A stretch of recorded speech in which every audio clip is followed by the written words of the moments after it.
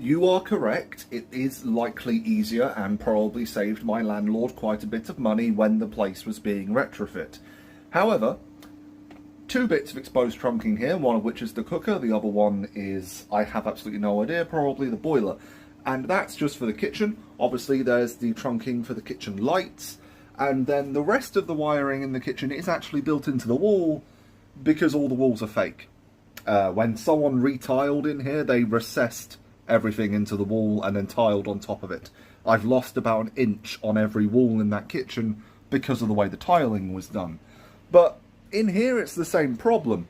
There is trunking all the way around the room for all of the electrical in this room. The lights, the phone line, the power to my PC, like over here where everything's plugged in.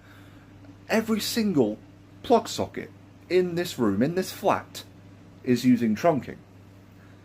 Which really annoys me when, underneath my desk down there, if I just move the chair, there is a socket there that's just covered over, it's a faceplate, there's nothing actually there.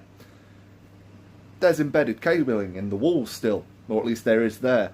And I imagine, much like the light in that kitchen, if I were to take off some of these sockets on the walls, I would find the old space for the old sockets and the old recessed space where the cables are behind them.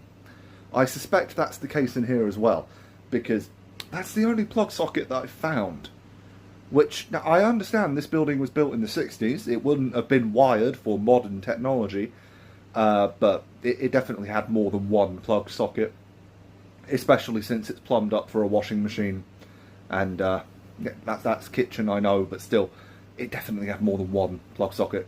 Like, it's the 60s, TVs were becoming popular, people had other electrical items in their living rooms, like hi-fi equipment and radios. Sometimes those were the same thing. You would have had more than one plug socket. So, I understand trunking is usually cheaper, and probably was, because everything in this flat is a landlord special, in my opinion. But it's unsightly, and it seems unnecessary if there is already a cable run. Because all you need to do is tie the new cable to one end and pull it through from the other end.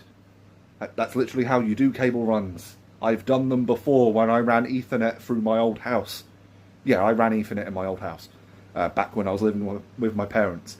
So, whoever's living there now, enjoy the entire thing. Every single room is wired for Cat 6 Ethernet.